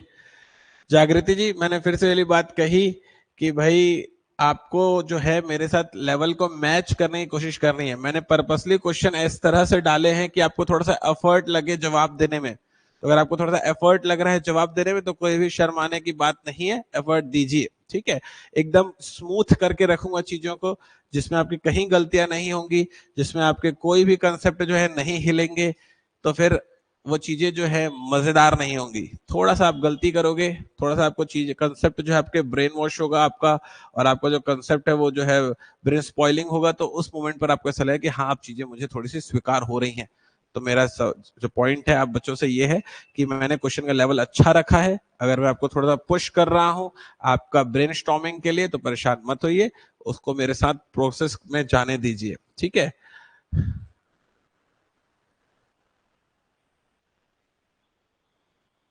हाँ बिल्कुल अवनी जी। हाँ वो आ गया आपके में, बिल्कुल आ गया, एकदम करेक्ट है, मैंने इस चीज को कवर कर रखा है बिल्कुल। यहाँ पर आपका क्वेश्चन फंसेगा भी अवनी जी। हाँ एक्सीडेंट में क्या जवाब है, आप लोगों ने क्या दिया? एक्सीडेंट, देखो भाई एक्सीडेंट का मतलब होता है दुर्घटना। आप बता सकते हो कि भाई साल भर में कितनी दुर्घटनाएं हुई? साल भर में 300 दुर्घटनाएं हुई जिसमें 600 लोगों की मौत हो गई। ऐसे बोलते कि नहीं बोलते अपन लोग? तो जो दुर्घटना है, जो एक्सीडेंट है, वो काउंटेबल है। दिन भर में 4 दुर्घटनाएं हो गई, दिन भर में आज एक ही दुर्घटना हुई, तो ये जो एक्सीडेंट है ये काउंटेबल होता है। पॉइंट आया समझ में? हाँ बिल्कुल, एक्सीडेंट नाउन है और वो दुर्घटना जिसको आप गिन सकते हैं। देयर वॉज एन एक्सीडेंट, वहां पर एक एक्सीडेंट हो चुका है। ऐसे बोलते हैं ना अपन लोग, तो यहां पर आएगा एन।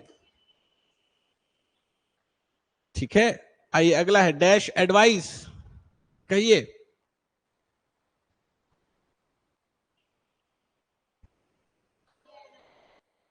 हाँ बिल्कुल, राहुल जी ने बिल्कुल करेक्ट कहा, he met with an accident.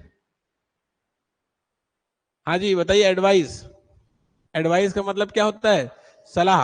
अब आप हालांकि ऐसे बोलते हो कि भाई उसने मुझे एक सलाह दी, उसने मुझे दो सलाह दी, उसने मुझे पकड़ पकड़ के 10 ठो सलाहें दे दी फ्री की, मेरे को नहीं चाहिए थी तब भी। तो ये जो आप बोल रहे हो सलाह जो आपको मिल रही है, वो जो सलाह है जब आप गिन कर बोलते हो तो पता है कैसे बोलते हो? He gave me a piece of advice, he gave me a piece of advice. तो मतलब मैं आपको ये बात कहने की कोशिश कर रहा हूं कि जब आपको कहना हो कि उसने मुझे एक सलाह दी, तो आप कहते हैं अ पीस ऑफ बोल के। और जो सलाह है सामान्य रूप से वो होती है अनकाउंटेबल।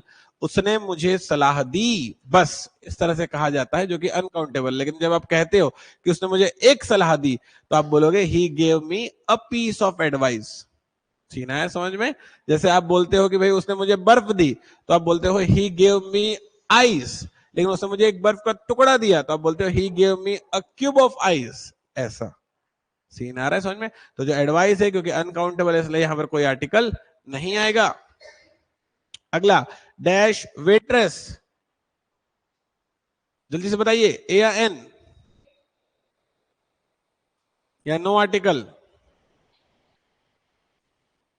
कुछ नहीं क्यों आएगा बताओ मुझे, कुछ नहीं क्यों सुने आपने?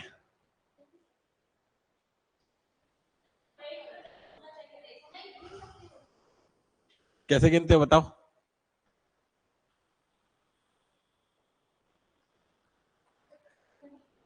ये कौन सा वाला है? वो जो आप होटल में जाते हो तो ऑर्डर देते हो, तो आपका ऑर्डर लेने के लिए कौन आते हैं? वेटर आते हैं। और अगर फीमेल में आ गए वो तो वेट्रेस। तो ये दरअसल जो आप होटल जाते हैं, तो होटल में जो फीमेल आती है आपको ऑर्डर लेने के लिए, उनको हम लोग वेट्रेस बोलते हैं। तो ये सिंगुलर है, और वो फीमेल आई हैं चलकर, तो नाउन भी तो है, तो इसलिए यहां पर क्या आएगा? अ वेट्रेस। कष्ट है किसी बच्चे को? आगे चल सकते हैं? आइए नेक्स्ट क्वेश्चन है डैश फुलिश, क्या होगा? फुलिश फिर से वही, जैसे ऑनेस्टी था वैसे ही फुलिश है। ये किसी इंसान के स्टेट को बताता है ना, या उसकी विशेषता को बताता है। तो आप मूर्ख हैं, अपन ऐसे बोलते हैं, आप एक मूर्ख हैं, ऐसे बोलते हैं क्या बोलो? नहीं। तो फुलिश जो है किसी इंसान की विशेषता या स्टेट को बताता है, तो इसलिए नो आर्टिकल। लेकिन ये जो फूल है, ये एक इंपॉर्टेंट शब्द है। ये किसी इंसान को संज्ञा के रूप में प्रयोग किया जाता है। यू आर अ फूल ऐसे बोला जाता है, यू आर फूल नहीं, यू आर अ फूल। तो जब फूल वर्ड प्रयोग होगा तो यहां पर अ का प्रयोग किया जाएगा। ये इंपॉर्टेंट, अक्सर आपके पेपर में फूल पूछा जाता है। वैसे ही ऑर्फन, ऑर्फन का मतलब होता है अनाथ। यू आर एन ऑर्फन, आप एक अनाथ हैं, ऐसे बोला जाता है। ठीक है, ये दोनों इंपॉर्टेंट शब्द हैं, आपके पेपर में आएंगे, और दोनों ही सुपर एक्सेप्शन है। फुलिश के लिए कोई आर्टिकल नहीं लगता, लेकिन फूल के लिए आर्टिकल लगता है, क्योंकि ये संज्ञा के रूप में प्रयोग किया जाता है। आपने किसी को संज्ञा दे दी कि तुम एक नंबर के मूर्ख हो भाई, ऐसे करके। ठीक है, आइए नेक्स्ट है डैश मनी, क्या बोलते हो? बहुत इंपॉर्टेंट है, हमेशा एग्जाम में मनी के लिए क्वेश्चन पूछा जाता है भाई।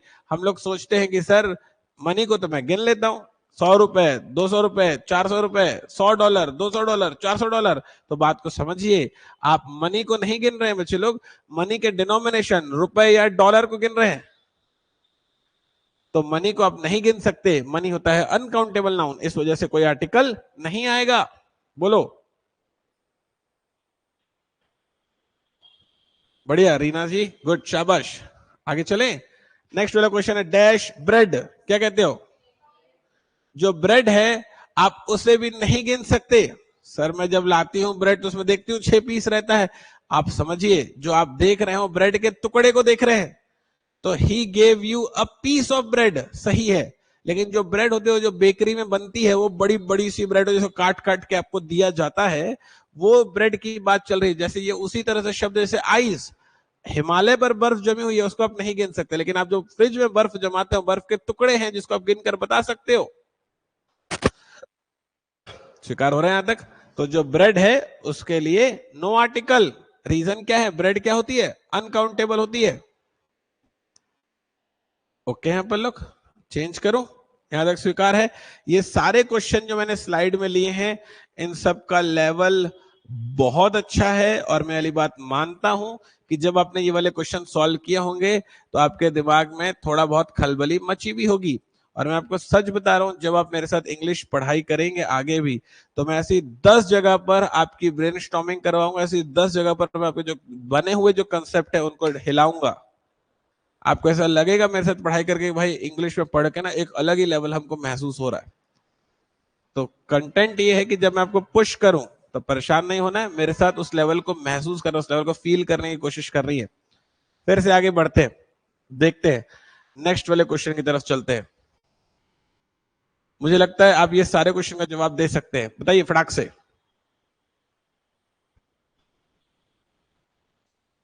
हाँ जी, म्यूजिक बोलो। म्यूजिक के लिए नो आर्टिकल। ये आप बिल्कुल महसूस कर पा रहे होगे कि म्यूजिक को आप नहीं गिन सकते, उससे जो गाने बनते हैं, 10 गाने बना दिए, 20 गाने बना दिए, उनको गिन लेते हो आप। यहाँ पर नो आर्टिकल। देखो आप इस चीज को जिस तरह से स्वीकार किए ना कि म्यूजिक में कोई आर्टिकल नहीं आएगा, वैसे ही बाकी सारी चीजें भी है जो आपके समझ से या आपकी नॉलेज से ऊपर की है और आपको उन तक पहुंचना है। जैसे कि फर्नीचर शब्द था, फर्नीचर शब्द कुछ बच्चे लोगों को थोड़ा सा कष्ट हो रहा था स्वीकार करने में, लेकिन कुछ बच्चे लोग को पता था कि जो फर्नीचर है उसको गिन नहीं पाते। तो उन बच्चे का जो लेवल, जो फर्नीचर को कैच कर गए थे, उस लेवल पर हैं वो। आपको खुद को वहां पर लेकर जाना है। चलिए जरा नेक्स्ट है बटर। क्या बोलते हो? बटर को भी आप नहीं गिन सकते। सर मैं गिन के लाऊं के 4 ठोक अमूल बटर? अरे वो जो आप लाओगे वो बटर के पीसेस लाओगे। स्वीकार कर पा रहे? Next luggage.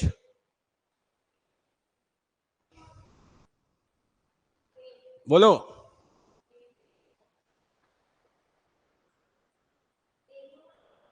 चलिए सुनते हैं। अब लगेज को भी आपको समझना पड़ेगा। कुछ बच्चे लोग का लेवल वहां पर है, कुछ बच्चे लोग को वहां पर पहुंचना है। सुनिए जरा, परेशान जैसे कुछ नहीं है। लगेज कैसे यूज होता है? जैसे फॉर एग्जाम्पल आप गर्मी की छुट्टियों में अपने नानी के घर जाते होंगे या अपने मायके जाते होंगे, तो अपना जो भी सामान लेकर जाते होंगे, आपकी मम्मी या आपके मामा जो है, आपके भाई जो है, कहते होंगे अपना जो साजो सामान है वो ऊपर के कमरे में रखवा दो। वो गिनते हैं क्या कि क्या लाए हो तुम? अगर वो गिनने बैठे तो क्या गिनेंगे? 4 बैग, 3 पेटी, 2 अटैची, ऐसे गिनेंगे वो। तो वो जो गिन रहे हैं वो लगेज नहीं गिन रहे हैं, बैग गिन रहे हैं, अटैची गिन रहे हैं। पॉइंट आ रहा है समझ में? जैसे फर्नीचर में था, कुर्सी गिन सकते हो, टेबल गिन सकते हो, फर्नीचर गिन सकते हो क्या? नहीं। लगेज का मतलब होता है साजो सामान। साजो सामान मतलब जो भी है सब मिला जुला के लगेज हो गया। तो इसके लिए भी क्या आएगा? No article. क्यों? क्योंकि लगेज अनकाउंटेबल होता है। बहुत इंपॉर्टेंट क्वेश्चन है ये। मनी, लगेज, वाटर, आइस और फर्नीचर आपके एग्जाम में सुपर रिपीट होते हैं, और इनको लेकर हमें डाउट रहता है, इसीलिए एग्जामिनर इन क्वेश्चन को आपके सामने लेकर आता है। और मैं चाहता हूं कि एग्जामिनर जो आपसे वहां पर गलती करवा रहा है, आप वो यहां मेरे साथ कर लो ना। अगर मैं आपसे गलती करवाता हूं तो आपके भले के लिए करवाता हूं ना।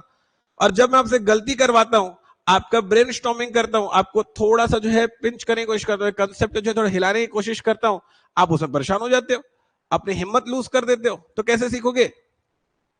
इवन मैं ही सोचूंगा कि यार आपसे गलतियां करवाऊं कि नहीं करवाऊं। अगर आप मेरे साथ गलतियां करते हैं तो उससे अच्छा और कुछ नहीं है, क्योंकि इंसान गलतियों से ही सीखता है। और मेरी जॉब है आपको मेरे साथ गलतियां करवाना, यही मेरी जॉब है। और जब आप जितनी गलतियां मेरे साथ कर लेंगे उतना आप सीखेंगे। और देखना जब एग्जाम बैठोगे तो आपको ये बात याद आएगी कि सर ने मेरे को जो है लगेज के लिए गलती करवाई थी, सर ने बोला था कि नो आर्टिकल लगेगा, मैंने ए बोल दिया था लेकिन सर ने बताया था कि नो आर्टिकल लगेगा। तो मेरे को याद है और अब मैं इस वाले पेपर में सही करने वाली हूँ। और वो जो फीलिंग होगा ना आपके एग्जाम में, वो आपको एक अलग लेवल पर ले जाएगा। उस वक्त आपको इस वाली क्लास की वैल्यू एहसास होगी। पॉइंट आ रहा है समझ में? तो अगर मैं आपसे गलतियां करवा रहा हूं तो आपके भले के लिए करवा रहा हूं, उसमें परेशान होने से कुछ नहीं है। भिड़ के करो, लपक के गलतियां करो, जितनी कर सकते हो उतनी करो। ठीक है, आइए आगे बढ़ते हैं। बस ध्यान रखो उन गलतियों को दोहराना नहीं है, ठीक है? नहीं तो जहां है वहीं बने रहेंगे जीवन भर। अब मैंने आपको जो है डिलीवर कर दिया इनडेफिनेट आर्टिकल। अब जो नेक्स्ट वाली जो क्लास होगी मैं उसमें आप बच्चों को डिलीवर करूंगा डेफिनेट आर्टिकल। ठीक है। तो जो मेरी नेक्स्ट वाली क्लास है वो कंप्लीटली बेस्ड होगी डेफिनेट आर्टिकल पर। नेक्स्ट वाली क्लास में आप बच्चों से मुलाकात होगी, जैसे हम लोग बहुत ही डिटेल में डिस्कस कर रहे होंगे आर्टिकल द के बारे में, और मैं फिर आपको कुछ ऐसे हाई लेवल कंसेप्ट करवाऊंगा जिसमें आपकी फिर से ब्रेनस्टॉर्मिंग होगी और मेरे साथ बहुत सारी गलतियां कर रहे होंगे। तो मुलाकात करते हैं नेक्स्ट वाले सेशन पे।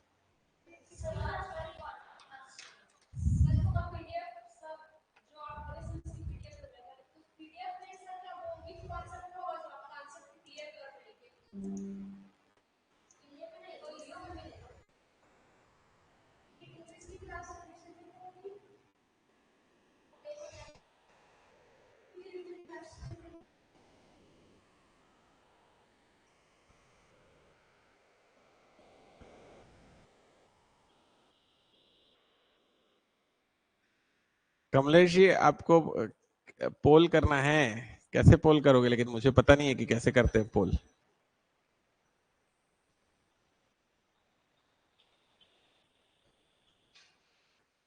और किस चीज के लिए पोल करना है, मतलब कंटेक्स्ट क्या है? मैं शायद मिस कर गया कमलेश जी। आप बच्चों का मैं आंसर कर रहा हूं इनको छुट्टी देकर। आप बच्चों को मैं जवाब दे रहा हूं, जो आपके क्वेश्चन थे ना, आपको मैं बिल्कुल बता रहा हूं, ठीक है।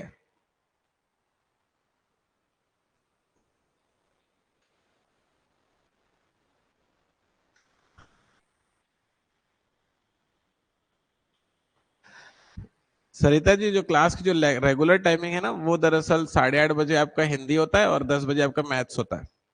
मैं इंग्लिश के लिए टाइमिंग सेट करूंगा।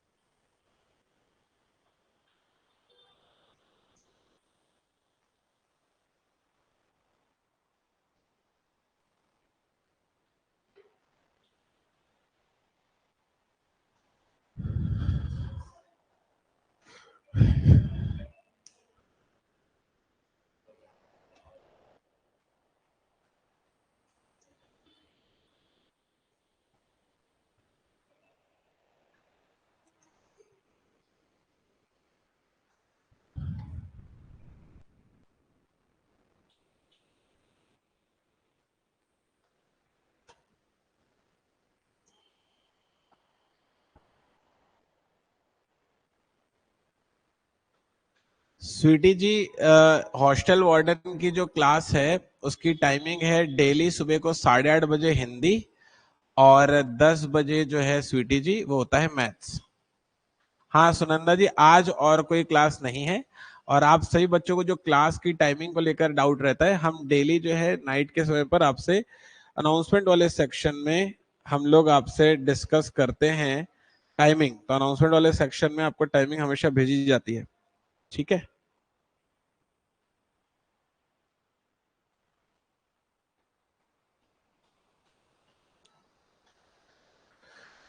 स्वीटी जी, हिंदी वाले का भी तो लिंक आता है जहां तक मुझे पता है।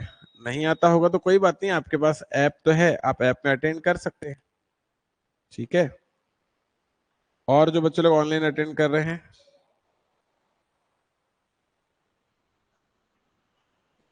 अच्छा आप बच्चों ने बनाया क्या? अच्छा ठीक है, गुड, ठीक है।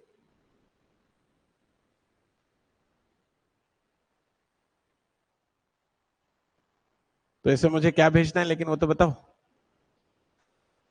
अच्छा हाँ। अच्छा स्वीटी जी, जो आपका पुराना बैच है क्या?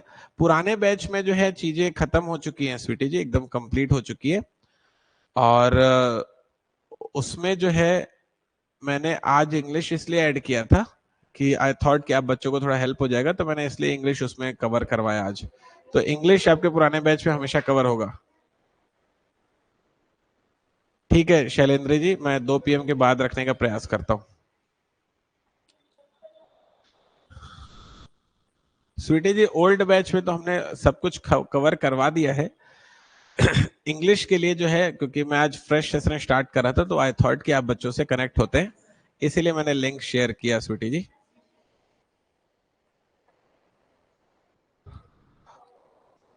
और कोई सवाल हो स्वीटी जी तो आप आपके पास ऐप है, आप उसमें मैसेज करके पूछ सकते हो। हाँ बिल्कुल सरिता जी, मैं पुराने बैच वालों को भी ना जो इंग्लिश है वो पूरा अपने साथ लाइव ही कवर करवाऊंगा सरिता जी और स्वीटी जी। तो आप मेरे साथ जो है इंग्लिश आप बिल्कुल कवर करते रहिएगा, ठीक है। और मैं जो है अपना कांटेक्ट आपसे चैट सेक्शन में शेयर कर लेता हूँ। आपको जो भी डाउट हो आप मुझसे डिस्कस करते रहिएगा, ठीक है।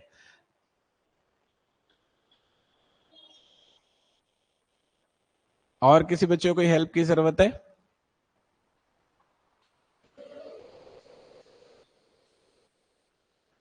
ओके, तो कोई भी कष्ट हो आप बिल्कुल व्हाट्सअप कर लीजिएगा, आपके सवाल का हम जवाब करने की कोशिश करेंगे। परेशान होने से कोई बात नहीं, जो भी कंटेंट होगा सब आपसे शेयर किया जाएगा, ठीक है। ठीक है बच्चे लोग, ओके, क्लोज करें अभी।